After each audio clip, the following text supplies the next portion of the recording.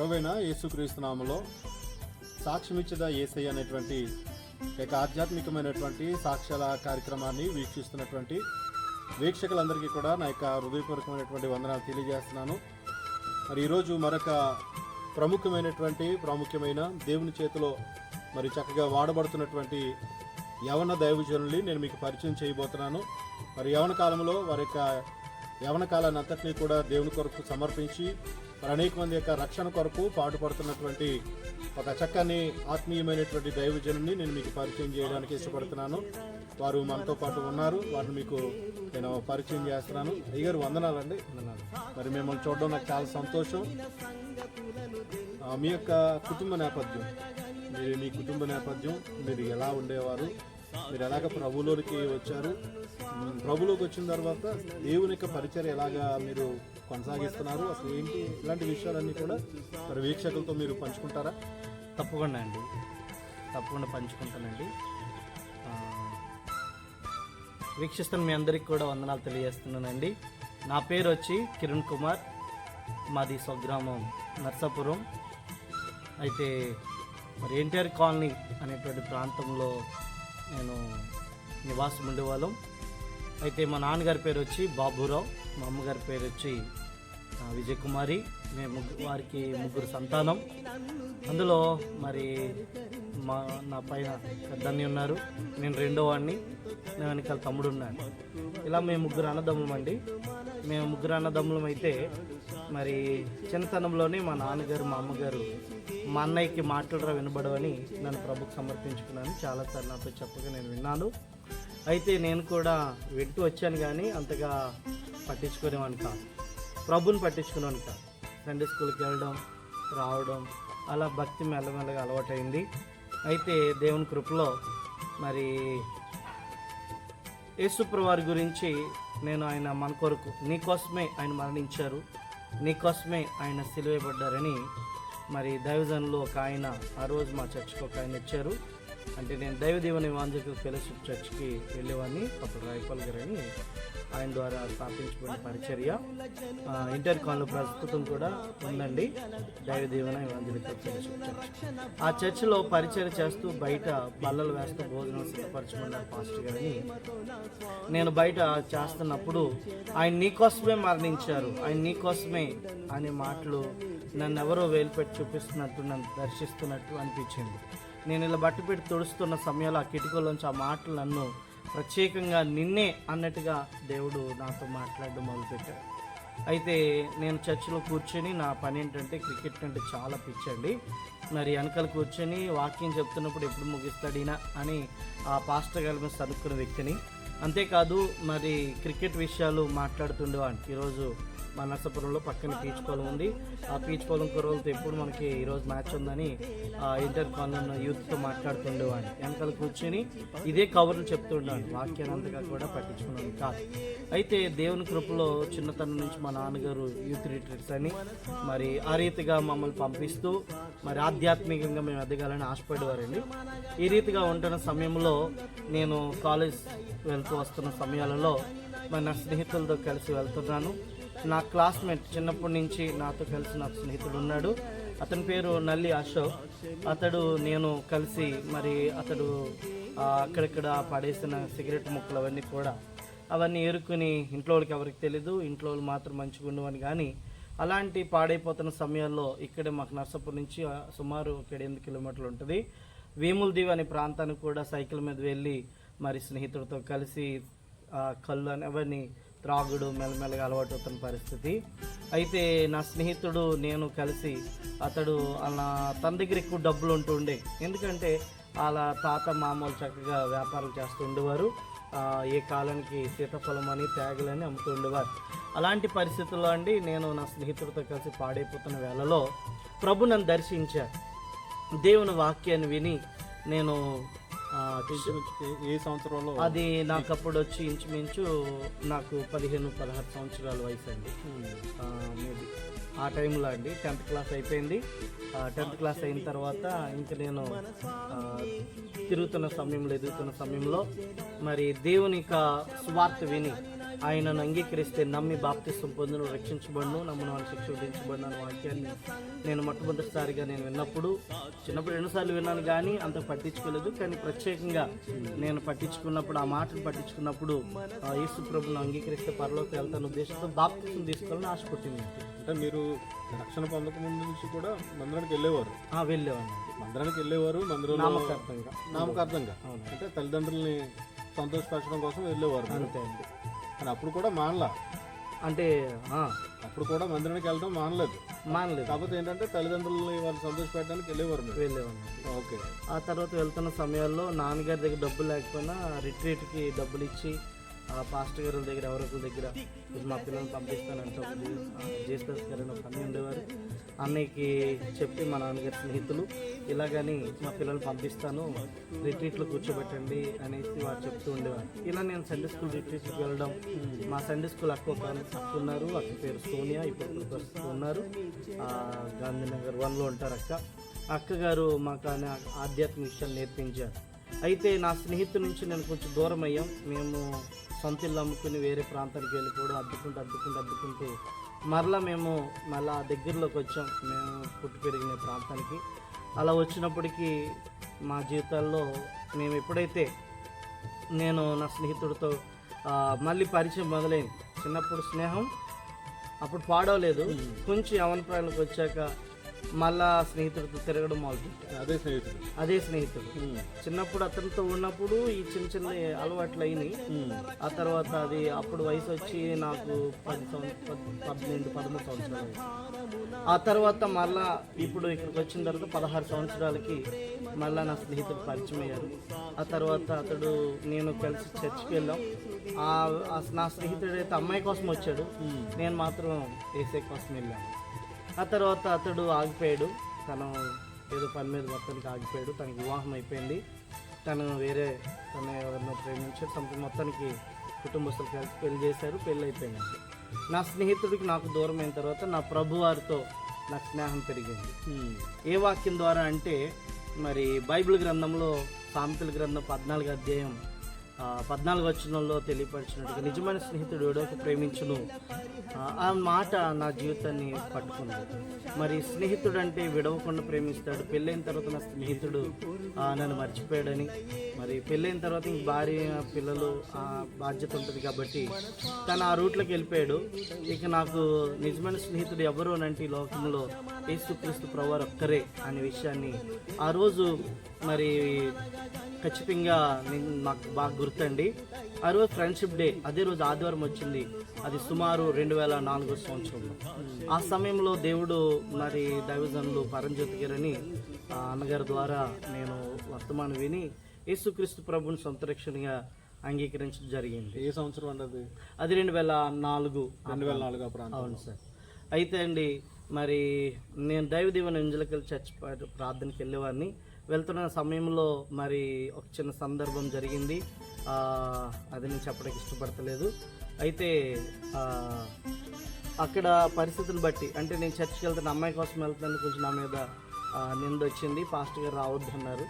అయితే దాన్ని బట్టి నేను ఇంత చర్చికి వెళ్ళకుండా ఉండేవాడిని కాదు. ఇంకా నాకు అలవాటైంది చర్చికి వెళ్ళడం, పరిచయం చేయడం, బరకాలు వేయడం, చాలా నమ్మకంగా ముందుకు సాగుతున్న సమయాల్లో అప్పుడు సరే ఇంట్లో పరిస్థితులు కూడా అమ్మాయి కోసం చర్చికి వెళ్ళమని కొట్టడం తిట్టడం కూడా జరిగింది. అయితే నా ప్రభువా, నా స్థితి నీకు తెలుసు, నేను ఎందుకు వెళ్తున్నా నీకు తెలుసు, మరి ఎవరు చెప్పినా నన్ను అపార్థం చేసుకుంటారు, నమ్మొచ్చు నమ్మకపోవచ్చు, కానీ నా హృదయ స్థితి ఎరిగిన దేవుడు అని నేను ఆయనకి ప్రార్థన చేస్తున్న సమయంలో మరి ఏలేరాజు గారి అబ్బాయి ఎలీషాన్ గారు అని ఆయన నన్ను ఎన్నోసార్లు చర్చికి రక్కిరాను అని ఆటలాడుతుంటే, క్రికెట్ ఆడుతుంటే పిలుస్తుండేవారు. నేను ఆల్రెడీ ఉదయం చర్చికి వెళ్తాను కదా, మళ్ళీ చర్చికి రమ్మంటారు ఇంటికినా అని చెప్పి ఈయన రమ్మన్నప్పుడల్లా కనబడితే రమ్మంటాడని, ఆయన వస్తున్నాడని చెప్పి తప్పించుకుని తిరిగేవాడిని, పారిపోయేవాడిని. నేను క్రికెట్ ఆడినప్పుడు బాల్ వెళ్ళిన ఆయన వస్తుంటే ఆయన వెళ్ళిపోయి బాల్ తెచ్చి ఆడేవాడిని అనమాట. ఆ పక్కనే ఆ తోట పక్కన మందిరానికి రమ్మంటున్నాడు అంటున్నారండి. అలా తప్పించుకుంటుండేవాడిని, ఎందుకంటే నేను ఆల్రెడీ చర్చికి వెళ్తున్నాను, మళ్ళీ రమ్మంటున్నారు ఏంటని. సరే మామూలుగా వచ్చి పాటలు పాడు, కొంచెం రా ఖాళీ ఆటలాడుకుంటే ఏమొస్తుందని ఆయన ఉద్దేశం. అయితే దేవుని దయలో మరి అన్నగారులతో వెళ్ళడం, ఎన్నోసార్లు రమ్మంటే రావట్లేదు, ఇక్కడేమో పాస్టర్ గారు ఏమో చర్చికి రావద్దన్నారు కొద్ది రోజులు అనేసి బాధపడ్డాను. నాకు చిన్నప్పటి నుంచి ఒక అలవాటు ఉందండి. ఏంటంటే ఎవరైనా ఏదైనా అన్నారంటే వాళ్ళ నోట్ అంటే నిజం రావాలి. అది నా ప్రార్థన చేయడం నాకు అలవాటు. ఎవరేమైనా అన్నానంటే అపార్థం చేసుకుని వారి నోట్ అంటే అదే మాట రప్పించి ప్రభువా నన్ను అర్థం చేసుకున్నట్టు చేయి ప్రభువా, ఎందుకంటే హృదయ రహస్యాలు ఎరిగిన దేవుడు కదా అని వాక్యము నా హృదయంలో మరి నేను గుర్తు తెచ్చుకుని నేను ప్రార్థన చేసుకుంటూ ఉండేవాడిని. యథార్థంగా జీవించాలి, నమ్మకంగా జీవించాలి, బైబిల్ గురించి చదువుతున్నప్పుడు కొన్ని విషయాలు నేర్చుకుంటూ వచ్చాం. ఈ నేపథ్యంలో ఉంటున్న సమయాలలో మా కుటుంబ పరిస్థితులు బట్టి నాన్నగారు రిక్షా తొక్కి జీవిస్తుండేవారు.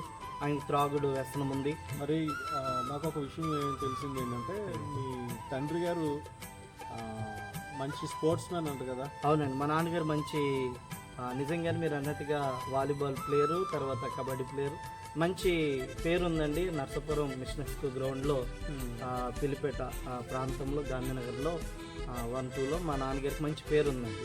మా నాన్నగారి పేరు మార్పుడు బాబురావు, అంటే రిక్షా తొక్కి బాబురావు అంటే మంచి పేరండి. నిజంగా మంచి పేరు ఉంది. అయితే ఈ త్రాగుడు ఒకటి వ్యసనం ఆయన వెంబడించింది. దాన్ని విడిచిపెట్టలేకపోయారు మా నాన్నగారు. నేను రక్షించబడిన తర్వాత మా నాన్నగారికి చెప్తుండేవాడిని, దయచేసి ఆ త్రాగుడు విడిచిపెట్టినాను, మారినానంటే వినేవారు కాదు. మీరు రక్షణ పొందారా? నేను రక్షించబడ్డాను ఇప్పుడు 2004 సంవత్సరంలో. అంటే మీరు రక్షణ పొందడానికి ఎవరైనా మిమ్మల్ని ఫోర్స్ చేశారా? బై ఫోర్స్ నువ్వు ప్రభుని నమ్ముకుంటే నీకు ఏదైనా చేస్తాము, లేకపోతే నువ్వు ప్రభుని నమ్ముకుంటే ఎలా అవుతుందని ఎవరైనా చెప్పారా? లేకపోతే మీరు దేవుని కృపను బట్టి మీరు దేవుని నమ్ముకోవడం జరిగిందా? లేదు సార్, అయితే నేను చెప్తున్నానండి, నన్ను ఎవరు ఫోర్స్ చేయలేదండి. నా అంతటా నాకే నేను పరలోక రాజ్యం చేరాలి బాప్తిసం తీసుకుంటే యేసుక్రీస్తు ప్రభువు ఇందో చెప్పాను కదండి, పరిచయం చేస్తున్న సమయంలో నన్ను బల్లలు ఏమన్నారు పాస్టర్ గారు వేస్తున్నప్పుడు ఒక పాస్టర్ గారు ఆ రోజు వచ్చారు. ఆయనది పాలకొల్లు, ఆయన పేరు కూడా నేను మర్చిపోయాను. ఆ దైవజనుడు చెప్తున్నప్పుడు నాతోటి సూటిగా దేవుడు మాట్లాడుతున్నట్టు అర్థమైంది. అయితే అందరూ తీసుకుంటున్నారు బాప్తిసం, నేను కూడా తీసుకున్నాను. అయితే నా అంతటి నేనే బాప్తిసం తీసుకున్నాను. నేను బాప్తిసం తీసుకుని ఇంటికి వెళ్ళిన తర్వాత మా నాన్నగారు ఏమన్నారంటే, ఎవరినాడు బాప్తిసం తీసుకున్నాను అడిగారు. ఎందుకన్నారంటే అండి, ఆయన ఉద్దేశం అప్పుడు ఇంకా బోర్డు వయసు ఉంది నీకు అన్నట్టుగా ఆయన ఉద్దేశం. వాస్తవానికి పుట్టిన క్రైస్తవ కుటుంబంలో అయినా మా నాన్నగారు ఆ మాట అంటే నాకు కొంచెం బాధాకరమైన విషయం. అయితే బాధపడ్డాను. అప్పుడు నేను అన్నాను, ఎవరిని. ఇప్పుడు మీకు ఒక మధ్యలో ఒక ప్రశ్న అయ్యా, మరి మీ తండ్రి గారు మిమ్మల్ని ప్రోత్సహించి మందిరానికి పంపించి అన్నీ చేసేవారు అని చెప్పారు కదా, మరి బాప్తిసం తీసుకుంటాను అన్నప్పుడు ఆయన ఎందుకు వద్దన్నారంటారు అసలు? తెలీదండి, మరి ఎందుకు అన్నారో తెలీదు. ఆయన ఏ ఉద్దేశం అంటే ఇంకా వయసు ఉంది, ఇప్పుడప్పుడు ఎందుకు బాప్తిసం తీసుకున్నా అన్న ఉద్దేశంలో లోకరీతిగా నాన్నగారు ఆలోచించారండి. నేనైతే ఒక మాట అన్నానండి, ఎవరిని అడిగి బాప్తిసం తీసుకోవాలని లేదు అని అన్నానండి. ఎవరినో అడిగి బాప్తిసం తీసుకోమని లేదు నాన్న అని. ఎందుకు అన్నమాట అసలు మా నాన్నగారు ఎదురుగా నోరెత్తి మాట్లాడలేని పరిస్థితి. ఆయన అలా పెంచారండి క్రమశిక్షణలో. కాబట్టి నాన్నగారు చాలా గౌరవం. ఒక ఫ్రెండ్స్లో ఉండేవాళ్ళం అండి మేము కొంచెం ఎదిగిన తర్వాత నాన్నగారితో. అయితే అలాంటి పరిస్థితుల్లో దేవుడు మరి నాలో ఒక ధైర్యపు బాప్తిసం పొందిన తర్వాత మా నాన్నగారిని ఈ మాటని మాట్లాడడం జరిగింది. అక్కడి నుంచి మా నాన్నగారు ఎప్పుడు కూడా నన్ను అలవాటు మీదుగా, అంటే ఇంట్లో ఏం తెమ్మన్నా, బియ్యం తెమ్మన్నా, ఏం తెమ్మన్నా, అలాగే మా నాన్నగారు రిక్షా తొక్కి స్కూల్ పిల్లలతో తిరిగేవారండి. అయితే ఎవరింటికి వెళ్ళిన డబ్బులు తేవాలన్నా మాటకు ముందు వెనక నా ఇంట్లో నా పేరు చిన్న అలచ్చే అనేవారు. అదే అలవాట్లో అదే రీతిలో నన్ను ముందుకై తెమ్మని అడిగారండి. బాప్తిసం పొందిన తర్వాత అండి పొందిన తర్వాత తెమ్మంటే లేదండి, నేను తేనన్నాను సార్, నేను తేను, ఈ చేతులు ఏసైకి ఇచ్చేసాను, నా వల్ల కాదు అని కొంచెం ఖండితంగా చెప్పడం జరిగిందండి. అక్కడి నుంచి నాకు మా నాన్నగారికి కొంచెం భేదాభిప్రాయాలు మొదలయ్యాయి. బాధపడ్డాడు. ఎందుకంటే నా మాట ఎప్పుడు ఎదురు చెప్పినాడు, ఈ రోజున సడన్ గా ఎదురు చెప్తున్నాడు ఏంటి, చాలా మంది భక్తి చేస్తున్నారు అలాగే ఇలా అంటూ. ఎందుకు అలా చెప్పారు మీరు? నాకెందుకు అది మా నాన్నగారికి తెచ్చివ్వడం నేను కూడా దాంతో సమానం అనిపించిందండి.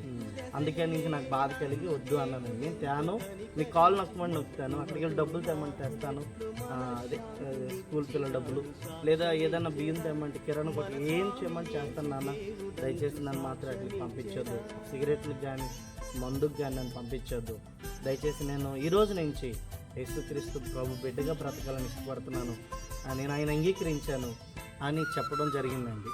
ఆ రీతిగా మా నాన్నగారికి నేను అలా చెప్పి నేను జీవిస్తున్న సమయంలో అయితే మా పాస్టర్ గారు, నాకు బాప్తిసం ఇచ్చిన మా పాస్టర్ గారు నన్ను అర్థం చేసుకుని, బాబు నిజాలు నాకు తెలుసుని, కాబట్టి ఇంకా మరి ఏదో ఆ రోజున కొద్ది రోజులు చర్చ్ ఆగమని చెప్పాను. మరి చేతులు పట్టుకుని నర్సాపురంలో మిషనరీ స్కూల్ రోడ్లో జీవన్ జ్యోతి హాస్టల్ ఉండేది. అక్కడ నేను ఎదురుపడితే నన్ను చూసి ఆయన వచ్చి రోడ్డు మీద చేతులు పట్టుకుని, బాబు ఇక మన చర్చ్ మానుకు రా వచ్చి అంత మొదలెట్టు. మధ్యలో మధ్యాహ్నం నుంచి ఆ చర్చికి వెళ్ళి అక్కడ పాటలు పాడుతుండేవాడిని. ఉదయం ఈ చర్చికి నా స్థానిక సంఘానికి వెళ్ళి పరిచయం చేస్తూ ఉండేవాడిని. మా దైవజనం సంతోషపెట్టాను, అలాగే దైవ సేవకులు లోబడ్డాను. ఆయన మాటకు కొట్టివేయకుండా, ఎందుకంటే నేను ఇంటర్మీడియట్ చదువుతున్నప్పుడు అండి నాకు బుక్సే కొనిచ్చారండి రాయపల్లిగా. మమకారం ఆయన మీద గౌరవం ఉంది. అంతేకాదు దైవ దీవెన ఇవాంజలికల్ పత్రిక ఉండేదండి. అది నేను డిస్ట్రిబ్యూట్ చేసేవాడిని. అది బాధ్యత తీసుకుని నాకు ఎంతో సాయం చేశారు. నేను ఏ విధంగా సహాయపడగలను, నాకు ఎంత మేలు చేశారంటే బుక్స్ కొనడానికి కూడా మాకు స్తోమత కాదు. మరి ఇంటర్మీడియట్ చదువుతున్నప్పుడు ఫస్ట్ ఇయర్ బుక్స్ తీసుకున్నానండి. ఆ సమయంలో మరి నేను బుక్స్ కొనలేని పరిస్థితుల్లో ఆయన నాకు సహాయం చేసి ఇచ్చారు. ఆయన లెక్చరర్ ఒకప్పుడు. అయితే ఆయన నాకు బుక్స్ ఎంతవరకు చదివారు మీరు? ఇంటర్మీడియట్లో చదివాను. ఫస్ట్ ఇయర్ చదివానండి. సెకండ్ ఇయర్ వెళ్ళే పరిస్థితులు ఫస్ట్ ఇయర్ ఫెయిల్ అయిపోయాను. కొన్ని సబ్జెక్టులు ఆగిపోయాయి. అయితే ఇంకా చదవాలనుకున్నాను కానీ కుటుంబ పరిస్థితులు, నాన్నగారు కాళ్ళు చేతులు లాగడం, ఆయన కొంచెం మూల పడడం. ఆయన ఇంటికి యజమాని, కుటుంబ యజమాని ఆయన ఒక్కడే. ఆయన తీసుకొచ్చి పెడితేనే కానీ మేము ముగ్గురం నలుగురు కూడా బ్రతికే పరిస్థితి లేదు. అయితే మా జీవితాల్లో మేము ఉంటున్న సమయాల్లో మరి స్కూల్ వ్యాన్ మీద ఎక్కానండి. జేసిక్లో స్కూల్ అనే ఒక వ్యాన్ మీద వెళ్ళాను. ఎందుకు ఎక్కాను అంటే ఆ వ్యాన్ మీద మరి జేసిక్లో స్కూల్ వ్యాన్ మీద ఎందుకు వెళ్ళానంటే అండి, డ్రైవింగ్ నేర్చుకుంటాం, తర్వాత మెకానిజం అలవాటు అవుతుంది, ఎంతో కొంత టైర్ ఇప్పుకుని వేసుకోవడం కూడా అలవాటు అవ్వాలి కదా, ఎక్కడైనా బండి ఆగిపోతే కొంచెం చిన్న మైనర్ రిపేర్లు అని తెలుసుకోవాలని మా నాన్నగారు ప్రోత్సాహంతో నీకు చదువు అక్కదు ఏమెక్కదురా ఎందుకు అని చెప్పి నన్ను సిక్లె స్కూల్లో వ్యాన్ మీద ఎక్కించడం జరిగిందండి. ఎక్కిన తర్వాత నేను వ్యాన్ ఎక్కాను. డ్రైవింగ్ నేర్చుకుని గల్ఫ్ వెళ్ళిపోదామనే ఉద్దేశం అండి ముఖ్య కారణం. అయితే డ్రైవింగ్ నేర్చుకుందాం అనుకున్నాం కానీ మా ఇంట్లో మా నాన్నగారు తాగి అల్లరి చేయడం వల్ల నేను ఇతరులకి త్రాగుడు పోయించి డ్రైవింగ్ నేర్చుకోలేకపోయాను. అయితే దేవుని దయలో మరి ఒక ఆత్మీయ తల్లి గారు, ఒక అక్కగారు, విజయ అక్క గారు అని ఒక అక్క ఈస్ట్ గోదావరిలో స్కూల్ పేరెంట్ నాకు పరిచయం అయ్యి, ఆ అక్కగారు ఆత్మీయురాలు అర్థం చేసుకుని నువ్వు డ్రైవింగ్ నేర్చుకోవడానికి నేను డబ్బులు ఇస్తానని చెప్పి అక్క నాకు సహాయం చేశారు. అప్పుడు అంబాసిడర్ నేను నేర్చుకున్నాను. నర్సాపురం ట్యాక్సీ స్టాండ్లో ఒక బ్రదర్ పరిచయం అయ్యి నేను డ్రైవింగ్ కూడా నేర్చుకోవడం జరిగిందండి. అయితే డ్రైవింగ్ నేర్చుకున్నాను. నా తోటి వాళ్ళందరూ డ్రైవర్లు అవుతున్నారు. నాకు బాధగా ఉంది నేను డ్రైవర్ అవ్వట్లేదని. అయితే డబ్బులు పోయించి, త్రాగుడు పోయించి డ్రైవర్ అవ్వకూడదని ఉద్దేశం. అయితే బైబిల్ చదువుకుని ప్రార్థన చేసుకుంటూ ఉండేవాడిని. గొప్ప విషయం ఏంటంటే అండి, వ్యాన్ లైన్ వచ్చేసిన తర్వాత స్కూల్లో మేమందరం కలిసి ప్రార్థన చేస్తున్నాం అన్నమాట. అలా కొద్ది కాలం దేవుడు నాకు ఆధిక్యత ఇచ్చారు. ట్రాన్స్పోర్ట్లో ఎప్పుడూ కూడా ఇలా చేయలేదని నన్ను ప్రిన్సిపాల్ గారు, సార్ గారు ఎంతగా మెచ్చుకున్నారు. దేవునికి మహిమ. అయితే ఈ వ్యాన్ మీద వెళ్తున్న సమయంలో మరి అక్కడ నైట్ హాల్ట్ నేను సిక్కిల స్కూల్ ద్వారా వ్యాన్ మీద వెళ్ళి గోదావరి అవతల ఈస్ట్ గోదావరిలో సెకండ్పల్లి పాలెంలో వ్యాన్ మీద ఉంటున్నప్పుడు అక్కడ ఒక సాక్ష్యం నేను విన్నానండి. అక్కడ సండే స్కూల్ టీచర్కి యాక్సిడెంట్ అయ్యి ఆయన మరి కోమాలో ఉన్నప్పుడు ఆ సండే స్కూల్ పిల్లలందరూ ఇలాంటి ఒక ఇంట్లో వరండాలో మరి ఎల్ షేప్లో పిల్లలందరూ మోకరించి రోజు ప్రార్థన చేసేవారటండి. అయితే ఆ సాక్ష్యం విని వారిలో ఉన్న భక్తి, వారిలో ఉన్న శ్రద్ధ మరి నాలో లేదని నాకు బాధ అనిపించి, అయ్యో నేనైతే ఇంకెలా ఉన్నాను, వారిలో మంచి ఆసక్తి ఉంది అని చెప్పి నేను ఇంకా నేర్చుకోవాలి, వెళ్తూ ఉంటాను, ఆత్మీయంగా నేర్చుకుంటానని నేను అలా వెళ్ళటం జరిగింది. అయితే నేను సండే స్కూల్కి వెళ్ళాను, నేను స్టూడెంట్కి వెళ్దామని వెళ్తే అక్కడ వాళ్ళందరూ నన్ను చూసి నా పరిస్థితి నన్ను చూచి వారు ఏమనుకుంటున్నారంటే సండే స్కూల్ అన్న నడిపిస్తారని, అన్న మీరు వాక్యం చెప్పండి అంటున్నారు. అయితే నాకు భయం అండి, చాలా భయస్తుడిని, చాలా పిరికివాడిని. అలాంటి వాడిని నా వల్ల కాదని 2 చేతులు దండం పెట్టి నేను ఏదో విందామని వచ్చానండి. చెప్తే మీ గురించి విన్నాను, ఆయన ఫలానా ఆయన మరి దెబ్బ తగిలినప్పుడు మీరు అందరూ చాలా ఎంతో ఆసక్తి కలిగి ప్రార్థన చేస్తారట, మరి మీ దగ్గర కొంత నేర్చుకుని నేను వచ్చాను నన్ను చెప్పమంటారేంటి అని చెప్పి అక్కడ ఉన్న గంగాధర్ గారు అని కొంతమంది సెకండరీపల్లి పాలెంలో సహోదరులు నాకు పరిచయం అయ్యారు. ఆ తర్వాత దేవుని చిత్తం మీద వచ్చేవారని చెప్తానని చెప్పి తప్పించుకుని వచ్చేస్తానండి. అయితే వచ్చేవారని చెప్తానన్నాను, పరంజ్యోతి అన్నాను ఒక అన్న దగ్గరికి వెళ్ళి, అన్న ఎలా చెప్పాలి ఏంటనంటే అన్న ఏదని చెప్తారేమో, నోట్స్ ఇస్తారేమో అనుకున్నాను స్కూల్లో ఇచ్చినట్టు. అన్న ఒకటే చెప్పారు. అన్న ఏం చెప్పారంటే, నాతో ప్రార్థన చేసుకొచ్చిరండి, బైబిల్ బాగా చదువు, ఆ రెండే విషయాలు చెప్పారండి. అప్పుడు నేను బైబిల్ చదువు ప్రార్థన చేయడం మొదలుపెట్టాను. అది మీరు ఎలా పరిచర్యకి ఎలా వచ్చారు? అదేనండి, పరిచర్యకి ఎలా వచ్చానంటే అండి, అలా నేను బైబిల్ చదువు మొదలుపెట్టిన తర్వాత నేను భయపడుతున్న సమయంలో దేవుడు నాతో మాట్లాడాడు. అది 2006-07 సమయంలో ప్రభు నాతో మాట్లాడారు. 2006 సంవత్సరంలో ప్రభు నాతో వ్యాన్ మీద పనికి వెళ్ళాను కదండి, ప్రభు నాతో స్వరం ఇచ్చి మాట్లాడారు. డ్రైవర్ లేడు, డ్రైవర్ పెట్టి ఇంటికి వచ్చేసారు. శనివారం ఆదివారం సెలవు అయితే వ్యాన్ అక్కడ పెట్టి వచ్చేస్తారండి. ఆ సమయంలో మరి మాట్లాడుతున్నప్పుడు మధ్యరాత్రి అయింది, మెలకు వచ్చింది. నేను భయపడుతున్న సమయాలలో అయ్యో ఎవరో పిలిచినట్టు వినబడిందని ఒకసారి ఆలకించాను. ఎవరు లేరండి, బయట వెన్నెలుగా ఉంది. అయితే ఒక స్వరం వినబడుతుంది. అది నా జీవితంలో ఎప్పటికీ మర్చిపోలేనండి. భయపడకము, నేను నీకు సహాయము చేస్తాను. భయపడకము అనే మాట 2 సార్లు నేను విన్నానండి. విని నేను చాలా ఆశ్చర్యపడ్డాను. తర్వాత మనుషులు ఎవ్వరు లేరు, వ్యాన్ దిగి చూస్తాను, ఎవ్వరు లేరండి, పడుకున్నాను.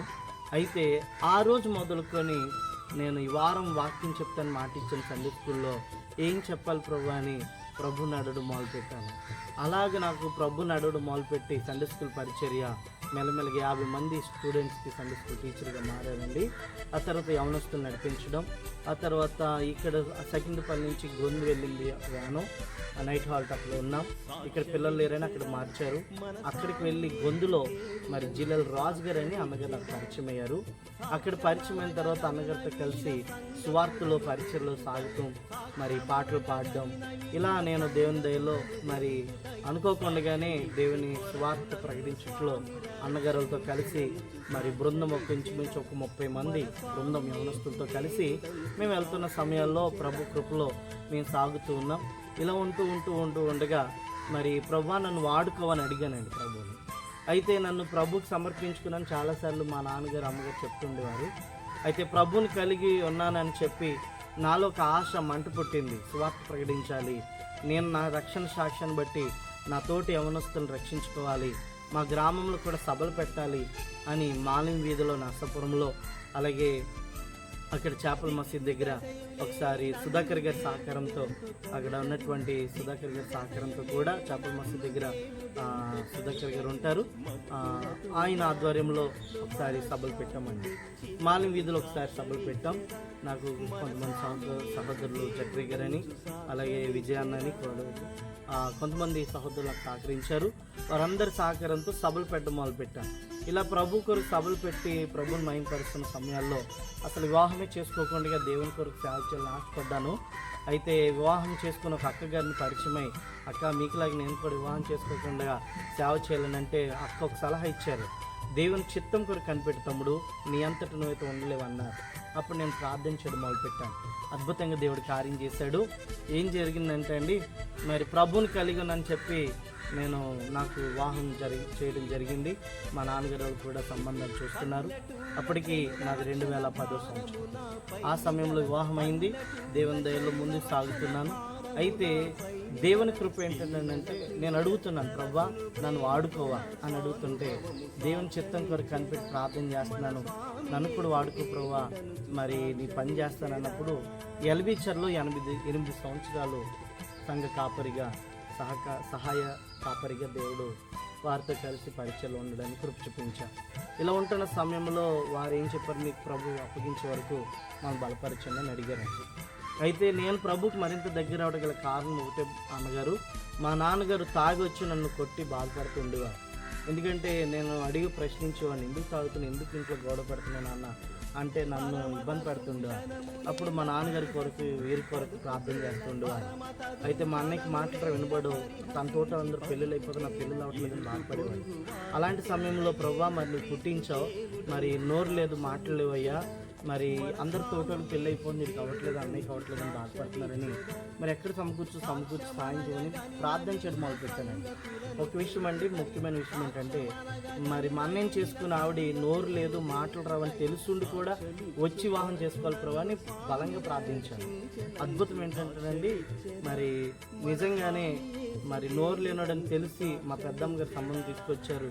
ఆమె చెప్పాము, అమ్మ దాపరికమేం లేదు, మా అన్నయ్య మాటలు, మా అన్నయ్య పెద్ద అన్నయ్యకి మాటలు వినబడవండి. అన్నయ్య గురించి చెప్పనమాట, అన్నయ్యకి మాటలు వినబడవండి అని చేసుకునే మా అన్నయ్యని చేసుకునే భారీగా ఉన్నటువంటి మా వదిన గారికి చెప్పామండి. నాకు అన్నీ చెప్పారండి, నా ఇష్టమై నేను ఎదురుకొచ్చి చేసుకుంటున్నానని చెప్పారండి. ఆ విషయంలో చాలా సంతోషించాను. దేవుడు నా మొర ఆలకించాడని నాకు నమ్మకం, విశ్వాసం పెరిగింది. అలా నేను ప్రార్థన చేయడం మొదలుపెట్టాను. దేవుడు నా ప్రార్థన ఆలకించి దేవుడు గొప్ప కార్యం చేశాడు. అయితే మా ఇంట్లో వివాహానికి, మా అన్నయ్యకి వివాహానికి కాకముందు చిన్న సంఘటన జరిగింది. ఏంటంటే మరి మా అన్నయ్యని చేసుకోవడానికి చిన్నప్పుడు మాట్లాడిన మా మేనత్ కూతురు ఉంది, ఆమెని ఇచ్చి చేస్తా అన్నారు. వయసు వచ్చిన తర్వాత అడిగితే మీ అన్నయ్యకి ఇవ్వం, నీకు ఇచ్చి చేస్తా అన్నారు. నేను ఎక్కడ చేసుకుంటాను, మా నాన్న నన్ను కొట్టడం మొదలుపెట్టాడు. ఆడికి అన్యాయం చేయొద్దు, నేను ఎందుకు చేస్తాను నాన్న అని చెప్పడం జరిగింది. ఆ తర్వాత మరి దెబ్బలు తగలడం, తినడం జరిగింది. మా అన్నయ్య కొరకు ప్రార్థన చేయడం మొదలుపెట్టాను. అయితే మా మేనత్ ఒక మాట అన్నాడు, ఏమన్నారంటే పుట్టబోయే పిల్లలు మోగడాడు ఎలాంటి వాళ్ళు పుడతారు అన్నది. అందుకని బాధ కలిగి మంచి బిడ్డల్ని ప్రభు అని అడిగానండి. చక్కని బంగారం పిల్లలు ఇచ్చాడు దేవుడు. మా అన్నయ్యకి మాటలు రావు కానీ మా అన్నయ్య పిల్లలు చక్కగా మాట్లాడి పాడి ప్రభుని స్తుతించే భాగ్యం మాకు ఇచ్చాడు దేవుడు. దేవుడు నన్ను మహిమ కలిగిన ఇలా ఒక్కొక్క కార్యం నా జీవితంలో ప్రభు చేయడం మొదలుపెట్టాక మీకు వివాహం ఇప్పుడు నాకు 2010లో అయిందండి. 2010లో వివాహం అయిందండి. అయితే ప్రభుని కలిగి ఉన్నానే అని వారి ఎదురుకు వచ్చేసారండి. నేనైతే వివాహం చేసుకోకూడదని వారికి చెప్పాను, మేము మధ్యలో ఉంటున్నాం, ఇలాంటి పరిస్థితి, మా నాన్నగారు ఇద్దండి అని చెప్పిన మా మావయ్య గారు నాకు అమ్మాయిని ఇచ్చేసిన ఆయన మరి ఇష్టపడి ప్రభుని కలిగి ఉన్నానని నాకు వివాహం చేయడం జరిగిందండి. అయితే ఎల్బీచర్లో వివాహం అయిన తర్వాత ప్రభు కృపలో మరి ఎల్బీచర్ల పరిచయం మా బ్రదర్ జ్యోతుల్ సుధాకర్ గారని సహోదరులు పరిచయం అయ్యారు. వారు ల్యాబ్ టెక్నీషియన్లు. అయితే మా ప్రజెంట్ ఇప్పుడు మీరు ఎక్కడ పరిచయం అక్కడి నుంచి వారికి అప్పగించి ప్రభు నాకు చూపించిన మా ఇంటి దగ్గరే, మా ఇంటి దగ్గర నాకు ఎలా ప్రభు చూపించారంటే అండి, 2014లో మా ఇల్లు కాలిపోయిందండి. కాశీపల్లిలో కాలిపోయిన తర్వాత మరి నేను ప్రార్థన చేస్తున్నాను అనమాట. దేవుడు అంటారు, అందరూ నన్ను హేళన చేయడం మొదలుపెట్టారు. మరి దేవుడు అనేవాడు ఉంటే నీ ఇల్లు కాలిపోద్దా, అలాగే నువ్వు సేవకుడు అయితే నిజమైన సేవకుడు అయితే ఇలా జరుగుతుందని కొంచెం బాధపరిచారు ప్రజలు. కొంతమంది మాటలు విని బాధపడ్డాను. అయితే ప్రార్థన చేశాను, ప్రభా నువ్వు యెహోవా ఇల్లు కట్టించాలి, కట్టువారి ప్రయాస అర్థమైన వాక్య ప్రకారం నువ్వు ఇల్లు కట్టించు ప్రభు అని ప్రార్థన చేస్తున్నప్పుడు మొదట నా నీతి నా రాజ్యం వెతుకని ప్రభు నాతో మాట్లాడడం మొదలుపెట్టాను. ఆ తర్వాత ఇప్పటి వరకు నేను సేవ చేస్తున్నాను, ఇంకేం వెతకాలి ప్రభు అని కనిపెట్టి ఉపవాసం ఉండి ప్రార్థన చేస్తున్నప్పుడు ఒకళ్ళ అరుగు మీద ప్రార్థన పెట్టినట్టు వాళ్ళు నశించిపోతున్నా నీకు చింత లేదని దేవుని స్వరం నాకు వినబడి నేను ప్రభుని దగ్గరికి వచ్చి అడగడం మొదలుపెట్టాను. ఇలా 2017లో నేను పరిచయం 2017లో ప్రారంభించాను. ఇప్పుడు ప్రారంభించిన తర్వాత మీకు చివరిగా 2-3 ప్రశ్నలు వస్తాయి. మీరు పరిచయకు వచ్చిన తర్వాత ఎప్పుడైనా మీకు సేవలోకి ఎందుకు వచ్చానని ఎప్పుడైనా అనిపించిందా? లేదండి, ఎప్పుడు కూడా మీకు అనవసరంగా నేను పరిచయకు వచ్చాను అనేది ఎప్పుడు కూడా అనిపించలేదు? లేదండి. ఎందుకు అనిపించలేదు? ఎందుకు అనిపించలేదంటే అండి, ఆయన ప్రేమ ఏంటో నాకు అర్థమైందండి, ఆయన త్యాగం నాకు అర్థమైంది, ఆయన మరి నిందను అవమానం నిర్లక్ష్యం చేసే వాక్యం నన్ను బలపరిచింది నా జీవితంలో. అయితే ఇప్పుడు మరొక ప్రశ్న ఏంటంటే, మరి చాలామంది వారికి ఇబ్బందులు కష్టాలు వస్తున్నాయి, ప్రభు నమ్ముకున్నాం, కష్టాలు వస్తున్నాయి, ప్రభు నమ్ముకున్నాం, మాకు ఎన్నో నష్టాలు జరిగినాయి, లేకపోతే మేము అనుకున్నది జరగలేదు, కాబట్టి మాకు ప్రభు వద్దు అని చాలామంది మనం అక్కడక్కడ కొంతమందిని మనం యూట్యూబ్లో అక్కడక్కడ మనం చూస్తున్నాం. మరి వారు విడిచిపెట్టి వెళ్ళిపోయినట్టుగా మనం చూస్తున్నాం కదా. అలాగా వెళ్ళిపోయినటువంటి పరిస్థితులు మనం చూసినప్పుడు మరి ప్రభుని నమ్ముకుంటే కష్టాలు రావా? మంచి ప్రశ్న వేశారు సార్.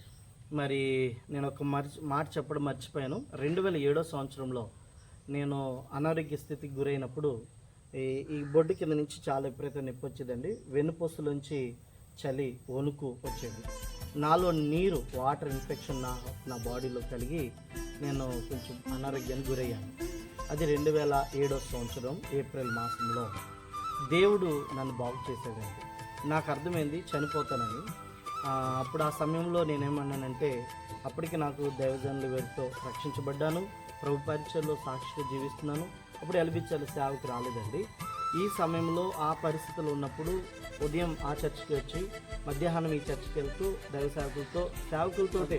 ఇప్పుడు మీకు అలాంటి సిచ్యువేషన్ ఎదురైనప్పుడు నేను అడిగే ప్రశ్న ఏంటంటే, ప్రభు నమ్ముకున్న తర్వాత కష్టాలు వస్తాయా రా? వస్తాయి.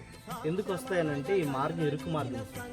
ఆల్రెడీ ఈ మార్గమే ఇరుకు మార్గం అని ఎరిగి నేను అందులో ప్రవేశించాను. బైబిల్ గ్రంథం నన్ను బాగా బలపరిచిన మాట, మరి ఇరుకు ద్వారంలో ప్రవేశింప పోరాడుడి అనే మాట నేను చెప్పట్టుకున్నాను. మరి చాలా మంది ఎందుకు అక్కడక్కడ కొంతమంది ప్రభు నుంచి పెట్టి మాకు కష్టాలు శ్రమలు చూసి మాకు వద్దని చెప్పి ఎందుకు వెళ్ళిపోతున్నారు అంటారు? వారిలో అంటే అదే ఆ మాట నా ఉద్దేశం ఉద్దేశం చెప్తానండి. నేనైతే ఒక కమిట్మెంట్కి వచ్చాను 2007 సంవత్సరంలో. వారి గురించి అదే నా వ్యక్తిగతంగా ఒక మాట చెప్పి వారి గురించి చెప్తానండి. నేను కమిట్మెంట్కి వచ్చాను. నన్ను ప్రభు నువ్వు బ్రతికిస్తే సేవ చేస్తానని నేను ప్రభు దగ్గర ఒక ఒడంబడి చేస్తున్నాను. ఎన్ని కష్టాలు వచ్చినా, ఎన్ని బాధలు వచ్చినా, ఎన్ని ఇబ్బందులు వచ్చినా, అపవాది నన్ను చావు బ్రతుకు చచ్చిపోమని ఎన్నోసార్లు ప్రేరేపించిన నేను చావును సజ్జుడని యెహోవా క్రియలు వివరించడం వాక్యం చేపట్టుకుని నేను ధైర్యంగా ఎదిరించడం మొదలుపెట్టాను. అయితే ఇప్పుడు చాలామంది వెనక్కిబడిపోవడం కారణం ఏంటంటే, మా దైవజనుడు మాకు ఒక మాట చెప్తూ ఉండేవాడు. ఏమని చెప్పేవాడు అంటే, మనం ప్రభు కొరకు, బ్రదర్ రాజన్ గారని మా అన్నయ్య నాకు చెప్తూ ఉండేవారు, మన ప్రభు కోసం మనం పరిగెడుతుంటే లోకం మన వెనకాల పరిగెత్తుకొస్తుంది, కానీ లోకం కోసం మనం పరిగెడితే మనం ప్రభుని విడిచిపెట్టవలసి వస్తుందని చెప్పేవారండి.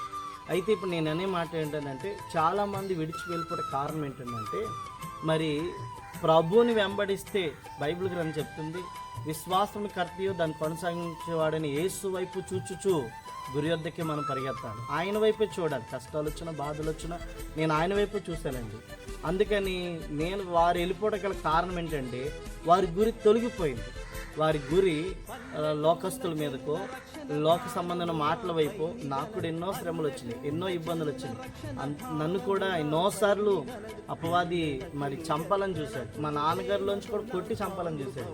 ఇక్కడ కొట్టడం జరిగింది, చిన్న మెదడు దగ్గర 2 కుట్లు కూడా పడ్డాయండి. అప్పుడు మా నాన్నగారిలో డెవిల్ నాతో ఏమందంటే, నిన్ను బ్రతకను చంపేస్తానంది. అది దేవుని చిత్తం కాదు. అప్పుడు నేను చనిపోవడం దేవుని చిత్తం కాదు. అందుకే దేవుడు నన్ను కాపాడాడండి. అయితే ఇప్పుడు మీ చర్చిలో మీ సంఘంలో ఎంతమంది విశ్వాసం ఉంటారు? సుమారు ఉంటారండి ఒక 50 మంది. మీరు ఇంకెక్కడెక్కడ పరిచయం?